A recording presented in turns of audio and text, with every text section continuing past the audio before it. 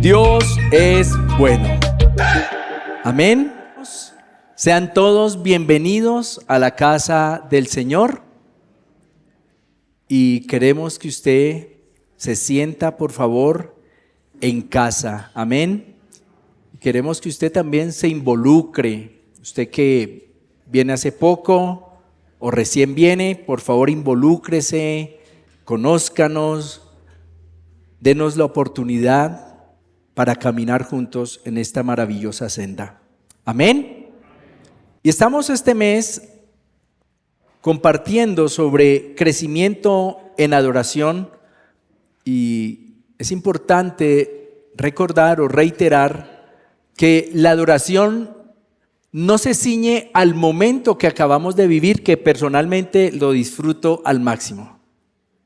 Yo le doy muchas gracias al Señor por permitirme disfrutar de este momento y procuro desconectarme de, no sé, de la voz, del sonido allá atrás, qué sé yo. Yo intento sumergir, y hoy especialmente siento el corazón, no sé, espero que hayas tenido esos días que sientes que el corazón se te va a reventar de la alegría, que estás muy, muy emocionado. Y qué bueno. Sin embargo, como les dije, la adoración no es solo este momento. Hace parte importante, a mi parecer. Sin embargo, por favor, clava esto bien profundo en tu corazón. La adoración es mucho más que cánticos. Y quiero que juntos hoy reflexionemos en la palabra de Dios. Y quiero comenzar con un texto que hallo muy, muy fuerte. Es un texto bíblico, pero es un texto muy fuerte que de primerazo puede ser complejo para algunos entenderlo. Y es más, hay personas que se sorprenden de algunos textos que aparecen en la Biblia. Y he titulado la enseñanza de hoy, Adorando en la oscuridad. Y quiero que vayamos juntos al libro del santo Job. Un libro que seguro muchos medio conocen, quizá otros ni siquiera han leído. Les animo a que lo lean, porque el texto que vamos a leer está precisamente en Job capítulo 2, verso 8 y 9.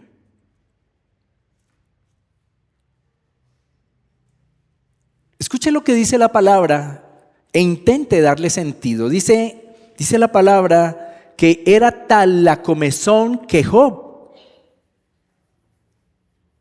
sentado en medio de la ceniza, se rascaba con un pedazo de teja. Job tenía, en algunos textos bíblicos dice, tenía una sarna maligna.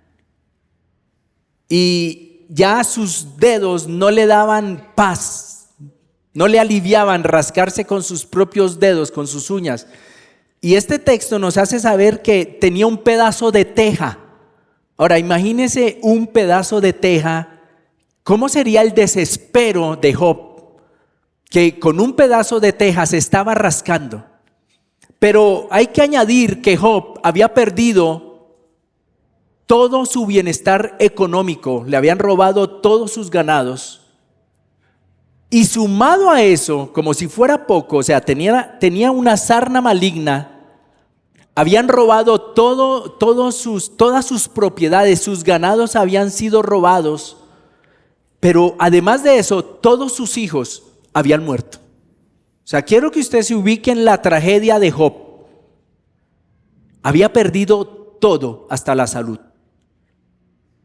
Y su esposa, dice el verso 9, lo llenó de reproches y le dijo: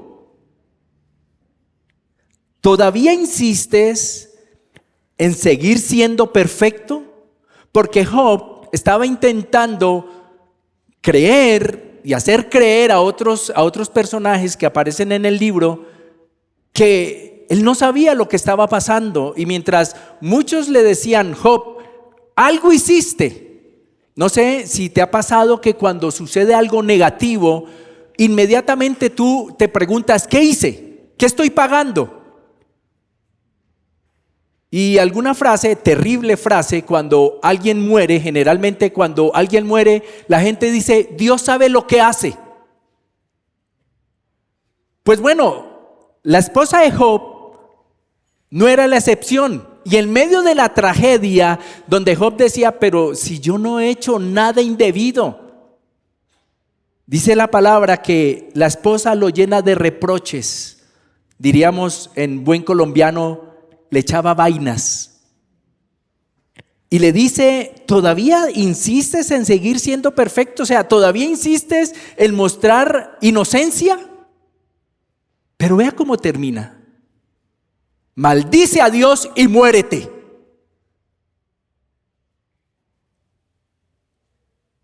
Yo me imagino el alivio de Job cuando escuchó esto.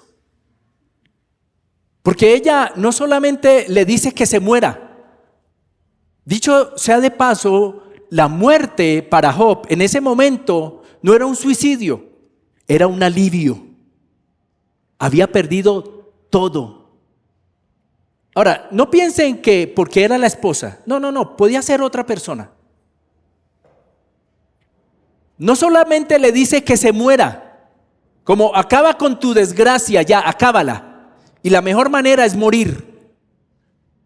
Sino que añadido le dice, maldice a Dios.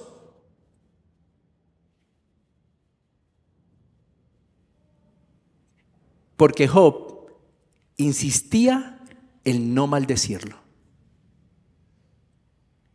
Quiero preguntarte en esta mañana y por favor, quiero que seas honesto contigo mismo. ¿Qué haces cuando la vida te golpea? Cuando te encuentras en una prisión de dolor, de enfermedad o desesperanza, ¿qué haces? ¿Te quejas? ¿Te amargas? ¿Buscas culpables? ¿Te rindes? ¿O hay una respuesta diferente? Y quiero, por favor, que te ubiques en esos momentos en los que seguramente la vida te ha golpeado. Hay golpes más fuertes, ¿no? Para algunos el golpe puede ser que perdimos una materia en el colegio. Para otros puede ser que perdimos a un ser querido. Para otros puede ser una, como la llamamos aquí, una gripa quiebrahuesos. Pero para otros puede ser una enfermedad terminal. ¿Qué haces cuando la vida te golpea? ¿Te quejas? ¿Te amargas? ¿Te rindes? ¿O hay una respuesta diferente? Y este texto de Job no es en el que nos vamos a basar para la enseñanza, pero quería traerlo a colación para que tú veas cómo el sufrimiento siempre ha golpeado al ser humano. Para aquellos que dicen, en otros tiempos era mejor. No, nunca ha sido mejor. La vida siempre ha sido exigente. Siempre. Y Job nos lo demuestra. Ahora, si quieres saber qué hizo Job, lee el libro de Job. Lo vas a disfrutar. Pero ahora vamos a otra historia. Con eso en mente quiero compartirles otra historia que está en Hechos, capítulo 16, verso 16 al 34. Y quiero que, por favor, nos involucremos en esta historia. Dice la palabra de nuestro buen Dios, capítulo 16, verso 16. Dice, pero sucedió que mientras nos dirigíamos al lugar de oración, una joven adivina salió a nuestro encuentro. Por su capacidad de adivinación, ella era para sus amos una fuente de muchas ganancias. ¿Quién está hablando? El apóstol Pablo. La joven entonces venía tras nosotros y a voz en cuello gritaba: estos hombres son siervos del Dios Altísimo y les anuncian el camino de salvación. Esto, dice Pablo, lo repitió durante muchos días. Pero Pablo se molestó mucho Y finalmente se dio vuelta y le dijo a ese espíritu: en el nombre de Jesucristo te ordeno que salgas de ella. Y al instante, el espíritu la abandonó. Pero recuerda que la raíz de todos los males es el amor al dinero. Pero al ver sus amos que iban a perder sus ganancias, ella era una especie de esclava, aprendieron a Pablo y a Silas. Aparece otro personaje, Silas. Y los presentaron ante las autoridades en la plaza pública. Allí, ante los magistrados, dijeron: estos judíos andan alborotando a nuestra ciudad y enseñan costumbres que nosotros como romanos no podemos aceptar ni practicar. En realidad lo que tenía molestos a estas personas era que estaban perdiendo dinero. No era por las costumbres ni por respetar a los romanos. Verso 22, la gente se agolpó contra ellos y los magistrados les rasgaron las ropas y ordenaron que se les azotara con varas. Y después de darles muchos azotes, los arrojaron en la cárcel y le ordenaron al carcelero que los mantuviera constantemente vigilados. Al recibir esta orden, el carcelero los metió en el último calabozo y les sujetó los pies en el cepo. Ahora, ten en cuenta que estamos hablando de una época en que no existía el derecho internacional humanitario. O sea, quiero que imagines, si tú has visto documentales de cárceles, las peores cárceles, pues imagínate cómo sería en esa época, esa cárcel. Y dice que los metió en el último calabozo. No sé si has tenido la experiencia de ir a visitar una cárcel. Yo, por mi salud mental, no volví. Siempre que iba a visitar, salía llorando. Yo no sé cómo Nancy lo lograba. Es un ambiente, para mí, brutal. Pues allá metieron a Pablo y a Silas. Claro, después de darles muchos azotes. Verso 25. Golpeados, con los pies sujetos a un cepo, a la medianoche, Pablo y Silas oraban. ¿Y qué más hacían? ¿Qué más hacían? Himnos a Dios. Pero ¿en qué cabeza cabe eso? Mientras los presos, ¿qué hacían? O sea, ¿cómo cantaban? Entre las muelas, decimos acá. ¿Cómo cantaban? O sea, como digo yo, lo que hagas, hazlo con ganas. O no lo hagas. De pronto, verso 26, hubo un terremoto tan violento que los cimientos de la cárcel se estremecieron. Al instante se abrieron todas las puertas y las cadenas de todos se soltaron. El carcelero, vaya carcelero, despertó. Es decir, ¿cómo estaba? Ahora imagínate la escena. Estás dormido plácidamente, te despiertas y cuando vio, lo primero que vio, ¿qué vio? ¿Tú te imaginas el susto? ¿Alguna vez te has despertado sobresaltado? Ok. Y cuando vio abiertas las puertas de la cárcel, ¿qué hizo? Sacó su espada y quiso hacerse el harakiri. Quiso matarse. Pues pensaba que los presos habían huido. Y cuando ya llevaba la mano en alto para clavar seguramente esa espada en su vientre, Pablo, le dijo con voz fuerte: no te hagas ningún daño, que todos estamos aquí.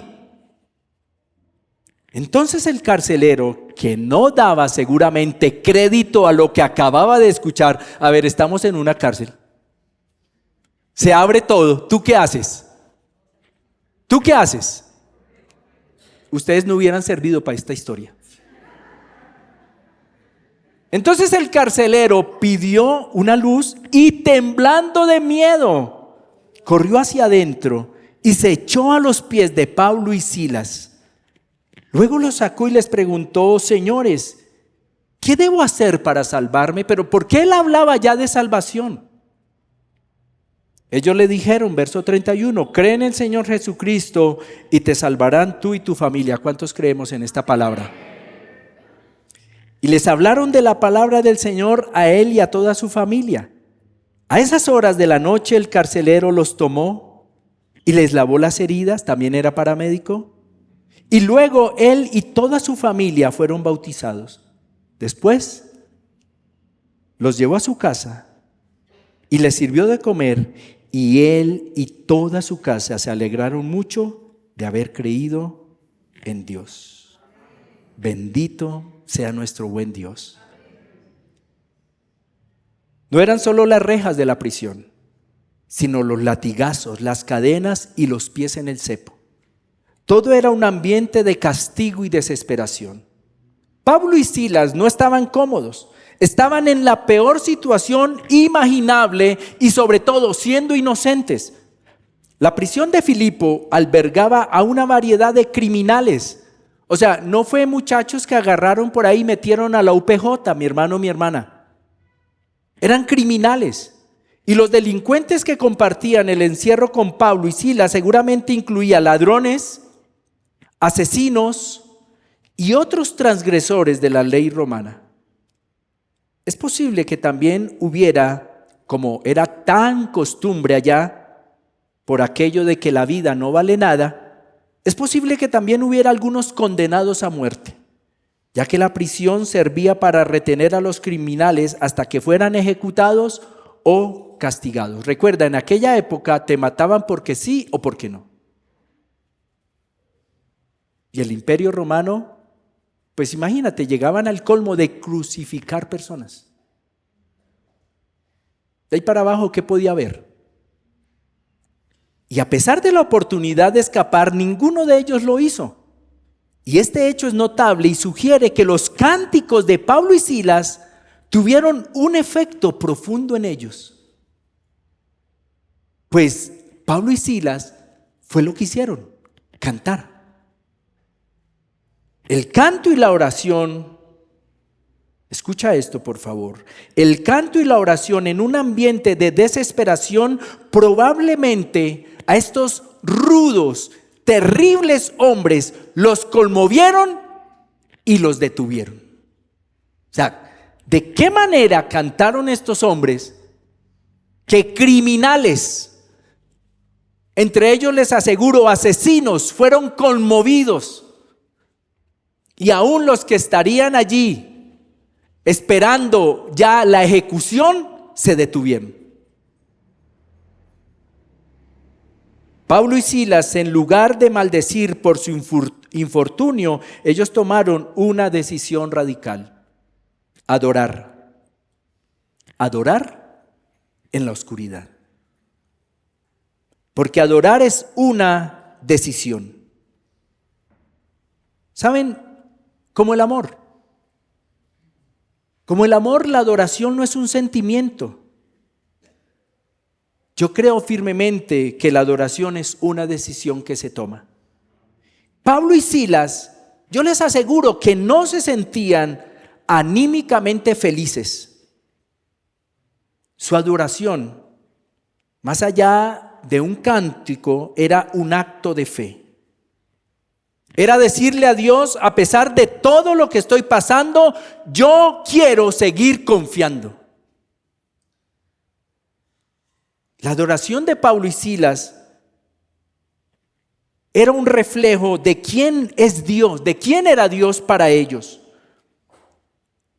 Y mi querido y querida, la adoración es un reflejo de quién es Dios para nosotros, no de cómo nos sentimos. Y a mí me parece tan patético cuando escucho esa frase: fui a la iglesia y no sentí nada.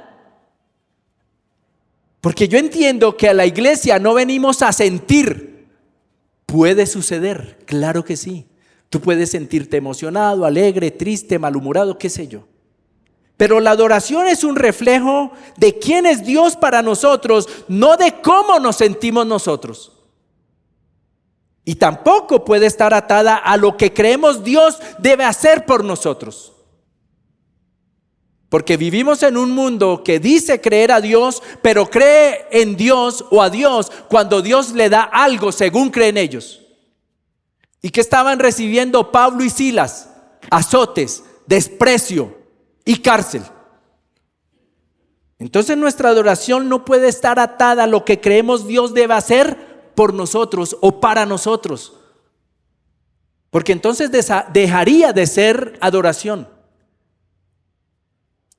La adoración es poder reconocer la soberanía de Dios, poder reconocer su bondad aún en medio de la adversidad y su poder incluso cuando no lo vemos. Incluso cuando no lo vemos.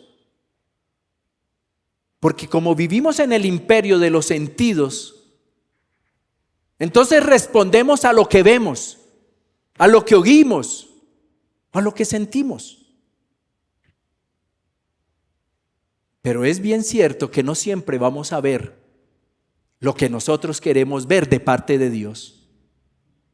Y por eso la adoración es responder a Dios aún cuando no veamos lo que queremos o creemos debemos ver. Y la adoración de Pablo y Silas no fue una expresión de alegría o comodidad. Y debo hacerles una confesión. Cuando estoy en medio de la oración, yo procuro concentrarme.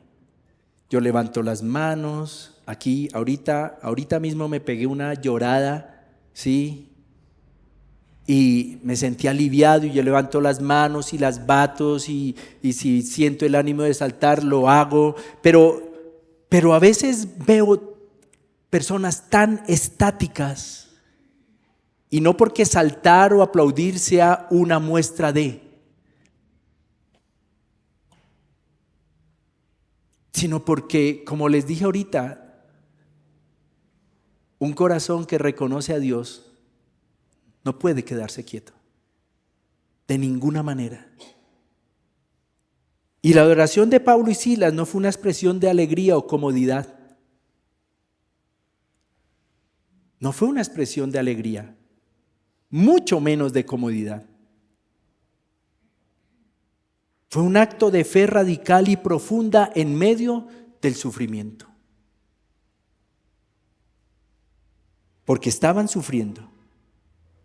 Y su adoración era una demostración de su confianza, óyeme bien esto, inquebrantable en Dios, independientemente de sus circunstancias. Porque qué fácil es tener fe con la nevera llena. Eso es lo más fácil del mundo. Con la salud rebosante. Eso es lo más fácil del mundo.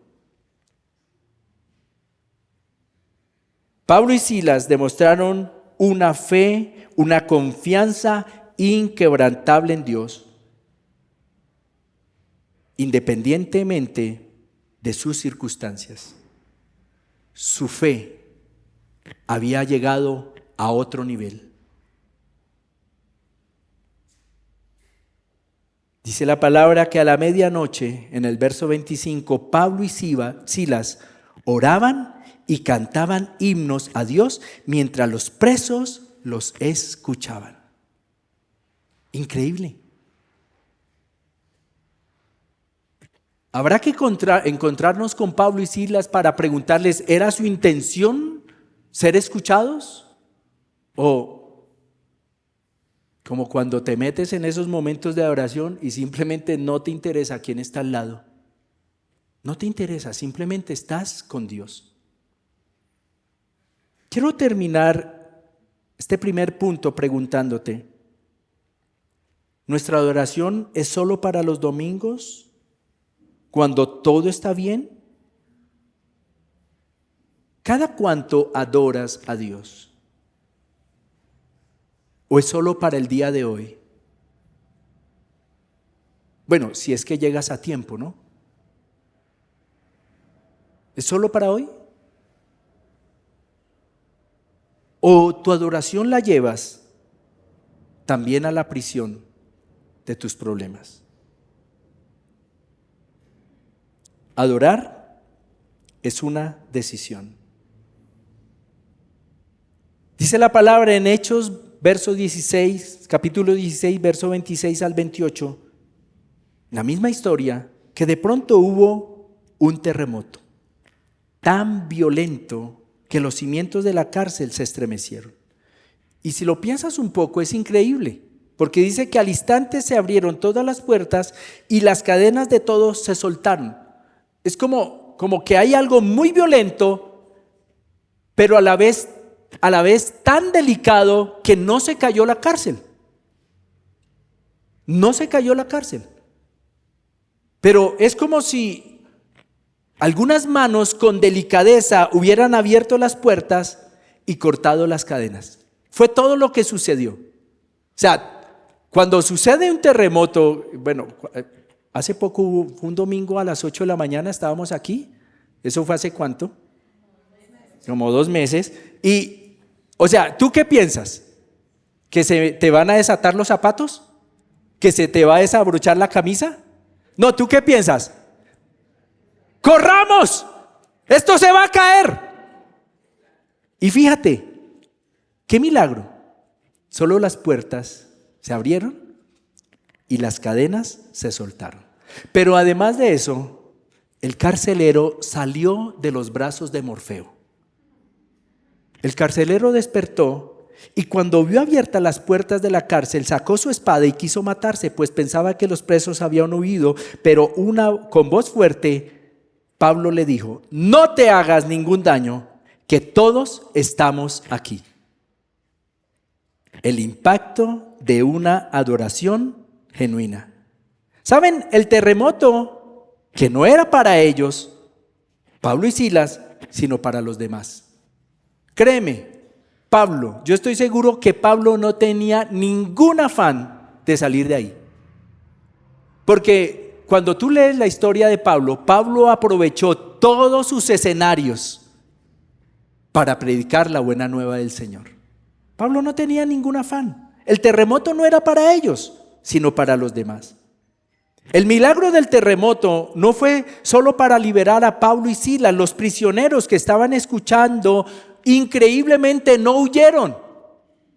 Ellos fueron los primeros testigos de que el Dios de Pablo y Silas era real y poderoso. Su adoración, la adoración de Pablo y Silas, abrió sus corazones antes de que las puertas de la prisión se abrieran, a tal punto que decidieron no huir. Pero allí no para el asunto. El impacto en el carcelero, que probablemente era un soldado romano o un funcionario civil acostumbrado a la disciplina estricta, porque si había algo en el imperio romano hacia su ejército era disciplina. Bueno, por eso lograron lo que lograron, por su disciplina. Y este carcelero seguramente era alguien que pertenecía. Su desesperación muestra la seriedad con la que se tomaba su deber y la severidad de las consecuencias que enfrentaría si los prisioneros hubieran huido. Su mundo de control se había derrumbado.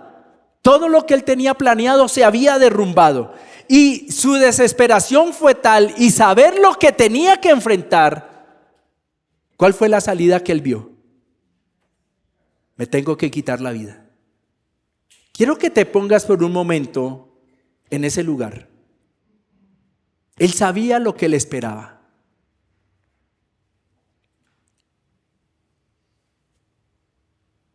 En nuestras latitudes, cuando uno escucha que un preso se ha volado de la cárcel, créanme que el alcalde de la cárcel no piensa en esto. Piensa en otras cosas. Bueno, de eso no voy a hablar. Pero su mundo se había derrumbado. Y no fue el terremoto lo que lo detuvo de suicidarse, sino la voz de Pablo.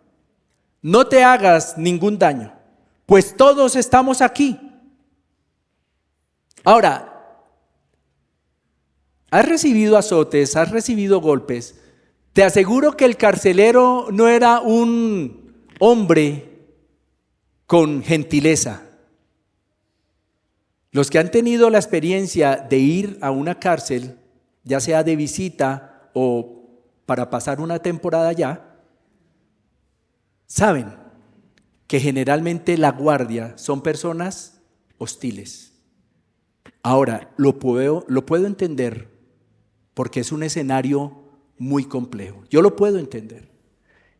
Y las veces que yo fui a visitar, desde el momento en que me requisaban, yo me sentía violentado.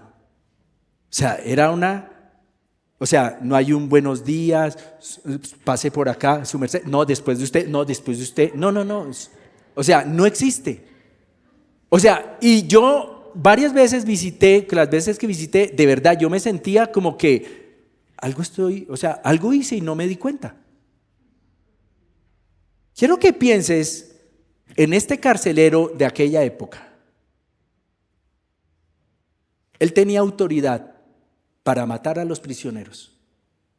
O sea, él no tenía que pedir permiso ni hacer una llamada así, cambio y fuera, procedo, no. Él en el momento que quisiera, ante cualquier indicio de rebelión, él podía matarlos a todos. Pero ¿saben qué le mostró Pablo? Amor e integridad que nunca había visto. Porque si tú estás en la cárcel, y ya ustedes lo dijeron, si les abren las puertas, ¿qué hacen? Patitas, ¿para qué las quiero? Pues fíjese que no. Y yo creo que eso, más allá del terremoto, impactó profundamente al carcelero. No te mates. Cuando todos los presos querían torcerle el cuello, hubo uno que le dijo, no te hagas ningún daño. Todos estamos aquí. Tranquilo. Él inmediatamente responde, señores, ¿qué debo hacer para ser salvo? No solo estaba pidiendo por su vida física, él quería la paz que Pablo y Silas tenían. Yo me lo imagino escuchando y yo lo entiendo. Si alguien comienza en un sitio como esos, comienza a cantar alguna melodía agradable, seguro yo voy a relajarme, a descansar. Él quería tener la paz que Pablo y Silas tenían. Quería el Dios que ellos adoraban. También estaba impactado. ¿Saben, mis queridos? El mundo está lleno de personas encarceladas por la desesperanza, el pecado, la ansiedad. Están buscando una respuesta y nuestra adoración, vivida de manera auténtica, es lo que les mostrará a Jesús. Si tú lo piensas un poco, los que estaban con Pablo y Silas compartiendo cárcel, junto con el carcelero, vieron algo, escucharon algo que impactó sus corazones y sus vidas. Y por eso la adoración de Pablo y Silas no terminó en la prisión. Ellos fueron a la casa del carcelero. Imagínate, o sea, ¿cómo avanzó el tema? O sea, seamos honestos. Si tú vas a la cárcel porque tienes un llamado a visitar en la cárcel, vas a la cárcel y la persona que visitas está convicta por asesinato. Y cualquier día te llama y te dice, Nancy, me dieron libertad, voy para su casa. ¿Tú qué haces? ¿Aló? ¿Aló? ¿Aló? ¿Aló? ¿Aló? ¿No escucha? ¿No? Ahora, piénsate esto. Ellos fueron a la casa del carcelero y allí, en su propio hogar, Pablo les comparte el mensaje del Evangelio. Porque la adoración de ellos había sido el catalizador, el acelerante para la salvación de toda una familia. Pablo pasó de la prisión a la cena. Dice la palabra que a esas horas de la noche, verso 33, el carcelero los tomó y les lavó las heridas. Y luego él y toda su familia fueron bautizados. Después los llevó a su casa. ¿Qué más hizo? Les sirvió de comer. Y él y toda su casa se alegraron mucho de haber creído en Dios. Súper importante, mi querido y querida. Si olvidas todo lo que he dicho, no me importa. Pero te pido, por favor, escucha atentamente lo que te voy a decir. Cuando la adoración es nuestro estilo de vida, no lo minimizamos al canto, porque entendemos que adorar es obedecer, amar, servir y vivir de una manera que honre a Dios en cada uno de nuestros escenarios de vida. Lo repito, cuando la adoración es nuestro estilo de vida, es nuestra vida misma, no lo minimizamos al canto. Porque hemos entendido que adorar es obedecer a Dios, amar a Dios y al prójimo, servir a Dios y al prójimo y vivir de una manera que honre a Dios en cada uno de nuestros escenarios de vida. Y vivimos de una manera que refleja su bondad y seguro otros lo van a notar. Y en un mundo tan hostil, tan egoísta, tan cruel, créeme que vamos a ser muy notorios cuando la adoración es nuestro estilo de vida, porque estaremos reflejando la bondad de Dios. Tu vida es tu mayor sermón. Y sí, es una frase de cajón, la hemos escuchado muchas veces. Tu mejor sermón es tu propia vida, tu testimonio. Sin embargo, cada vez que respondes a un problema con paz, a una ofensa con perdón y a la desesperanza con fe, estás adorando a Dios. Y eso puede ser la luz que alguien más necesita para encontrar a Jesús. Y por eso les animo, y yo mismo me animo, a adorar a Dios en la oscuridad. Pablo y Silas no sabían cómo iba a terminar todo. Y fácilmente podía terminar en su muerte. No lo sabían, pero ellos decidieron adorar. Y ese acto de fe y de confianza en Dios se convirtió en la luz que guió a toda una familia a los pies del Señor. Y por eso yo te animo a adorar en medio de la oscuridad, así no sepas qué va a pasar. Así no sepas, no entiendas lo que está sucediendo.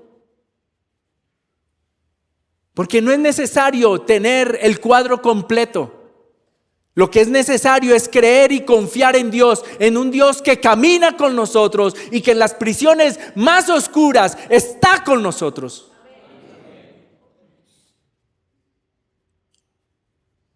Y por eso la adoración es una decisión que yo tomo, sin importar las circunstancias. ¿En qué prisión te encuentras hoy? ¿Tienes miedo? ¿Estás ansioso? Quizá entre nosotros haya alguien que se sienta derrotado. No busques escapar de la noche. Decide adorar en medio de lo que estás viviendo. ¿Estás viviendo una etapa de tu vida en la que las cosas están saliendo como lo planeaste? ¿Estás en el tiempo de las vacas gordas? Adora al Señor. Porque nuestra adoración es una herramienta poderosa para el evangelismo. Y tu adoración en la adversidad o en la prosperidad no es solo para ti. No podemos ser tan egoístas de pensar que la adoración que ofrecemos a Dios es solo para nosotros. La adoración puede convertirse en un faro de luz para un mundo que se está ahogando en la oscuridad. ¿Sabes? El mundo no necesita más canciones vacías. Más canciones como hoy que han inundado nuestras iglesias, canciones que hablan de humanismo y del super yo y de la superación y que dicen que todo lo puedo. No, no todo lo podemos. No todo lo podemos. Hay enfermedades que ganan. Hay situaciones económicas que nos quiebran. No todo lo podemos. Como muchas canciones de hoy quieren hacernos creer o pensar. Por eso el mundo no necesita más canciones vacías que adoran más al hombre y sus capacidades. Lo que el mundo necesita son canciones que adoren al único Dios verdadero y le den a Él la honra y la gloria que solo Él merece. El mundo necesita ver vidas que adoran a Dios en medio de la oscuridad.